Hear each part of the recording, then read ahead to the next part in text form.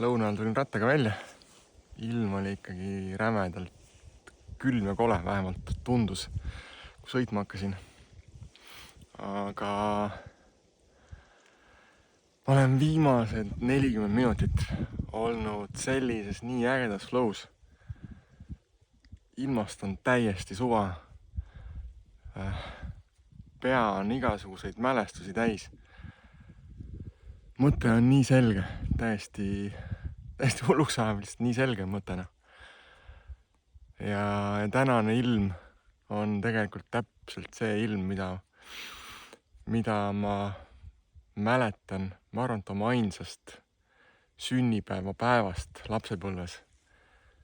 Mul ei tule ühtegi teist päeva meelde kui see üks päev. Ma ei mäleta, kas see oli ikka 5. või 6. aasta sünnipäevapäev. Kui me isaga põletasime oma väiksel maalapil või aialapil pannud herne või oa varsi ja tegime seda peenramaad korda. Ja ootasime, et millal siis peale lõunat äkki tulevad või peale lõunat pidid tulema külalised. Et võt see on täpselt see ilm, mis täna on. Ja lihtsalt nii äge on.